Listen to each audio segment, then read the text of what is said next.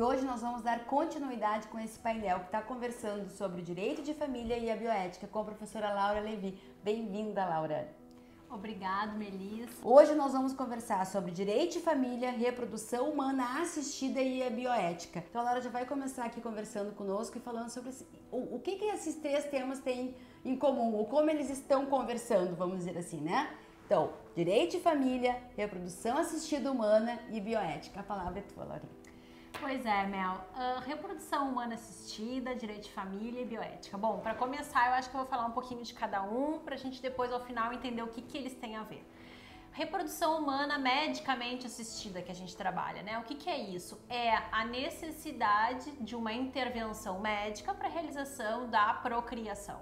Então, a realização dos projetos parentais com a necessidade de uma intervenção médica, ou seja, não é de uma forma natural.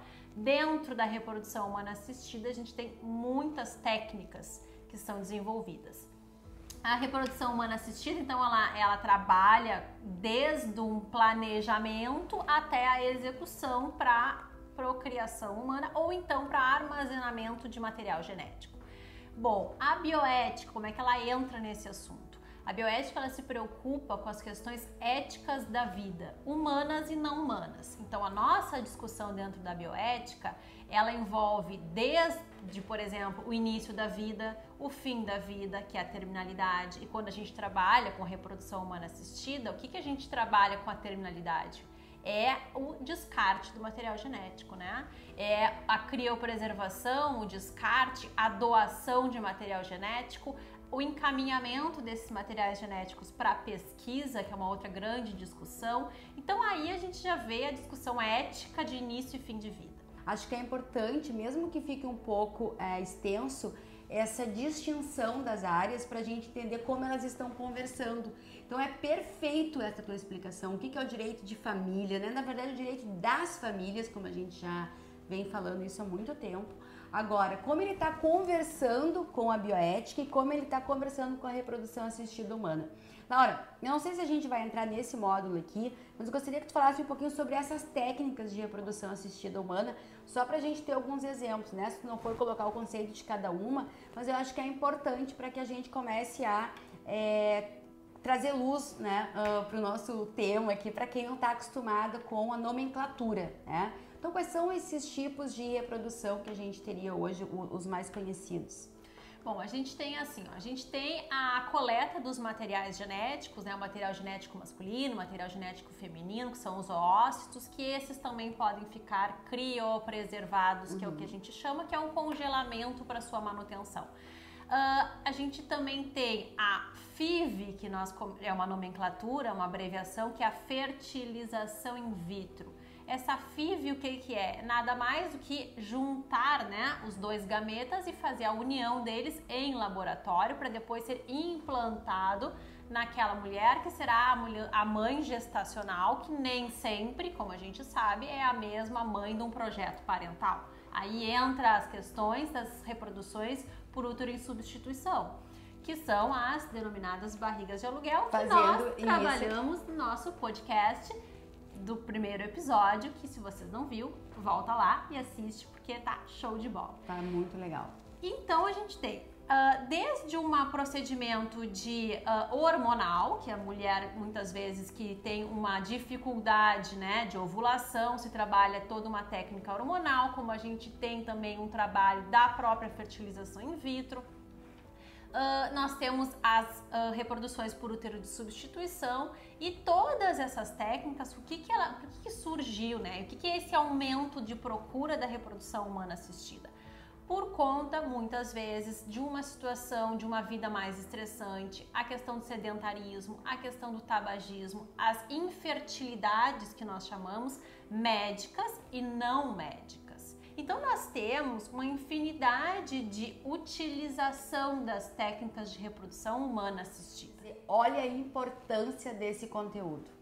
Isso é muito importante, porque ela está explicando, na verdade, para que a gente pode usar essas técnicas de reprodução assistida. Então, dois exemplos, que na verdade eu vou salientar esses dois exemplos, porque é tema do nosso próximo podcast, né? Que inclusive eu vou dar o meu exemplo. Maternidade tardia, né?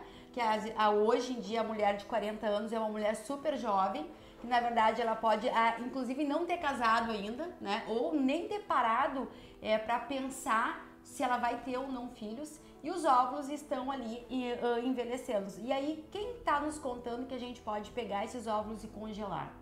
Porque a gente quer ter uma maternidade tardia. Esse é um motivo. E o outro motivo é por conta de uma enfermidade, né? A Laura deu o exemplo da enfermidade câncer. Claro, eu, por exemplo, passei 1 ano fazendo quimioterapia. Não, né? Os óvulos iam ser totalmente atingidos. Então, eu fui lá e preservei através do congelamento. Então, se eu quiser ser uma mãe daqui um tempo, eu posso, né, tentar fazer isso por meio de todas essas técnicas que a Laura acabou de nos apresentar. Então, claro, nós temos aqui uma técnica, né, uma especialista no tema, que para um advogado, né, para colegas que estão acostumados e querem advogar no direito de família com ênfase em bioética, vão ter uma compreensão melhor. Mas esse episódio aqui também é para divulgar o conhecimento, né, que parece que é uma coisa tão inatingível, e não é, tá bem pertinho de nós. Então, a gente já está começando a regulamentar, e está sendo muito legal. Eu queria complementar, Melissa, o que tu comentaste agora sobre a questão dessa maternidade tardia e das questões de enfermidades que as pessoas acabam, então, preservando este material para um projeto futuro, né? Então, isso é o que é uma novidade da resolução aqui nossa do Brasil. Por quê? Porque ela trabalha com as infertilidades médicas e as infertilidades não médicas. Por que foi essa revolução? Porque antes nós tínhamos a oportunidade de oferecer técnicas de reprodução assistida em casos de infertilidade, infertilidades médicas, né? E abre-se uma gama de regulamentações que na verdade já existiam, mas a gente sempre vai refinando essas regulamentações, justamente oportunizando que situações que neste momento não são clinicamente diagnosticadas de infertilidade, mas que podem ser no futuro. E a mulher que pretende uma maternidade tardia, se ela não preservar os seus óvulos num momento prévio, o que acontece? Os óvulos, eles têm a mesma idade cronológica do que a pessoa. A menina já nasce com os óvulos todos que ela tem no curso da vida, e eles vão envelhecendo com ela. Então, por conta disso, muitas doenças congênitas decorrentes do envelhecimento do óvulo, elas são evitadas com esse tipo de tratamento. E aqui fica uma dica, na verdade, para os advogados, né? E saber o seguinte, olha, o SUS, ele tem que arcar com esse custo? Nós não vamos responder agora, porque, claro, vai ficar muito tema, mas eu acho que é extremamente importante a gente já colocar isso para reflexão. Nós temos algumas decisões já, né, Laura, em relação a plano de saúde.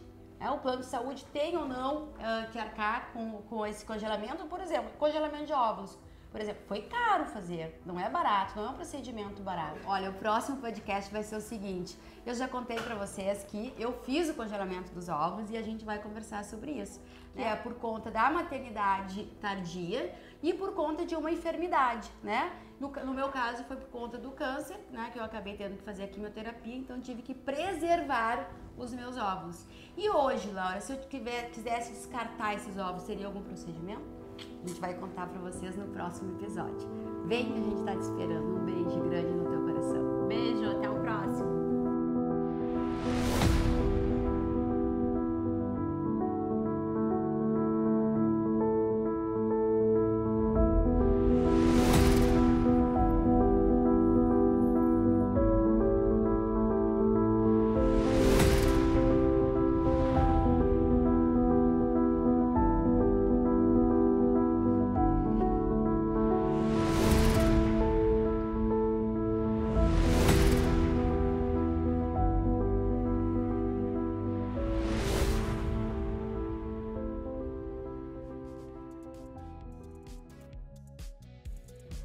Nós chegamos ao fim de mais um episódio do nosso podcast O Mundo das Famílias. Gente, foi muito legal. E, ai, olha aqui, Elias, o que eu falei pra vocês? A gente tem que contar pra eles o que vai acontecer no podcast da semana que vem. Eu tô bem entusiasmada. Vamos fazer de novo. Eu acho que hoje a gente vai fazer de novo? Não, agora eu vou falar aqui, ó. Olha,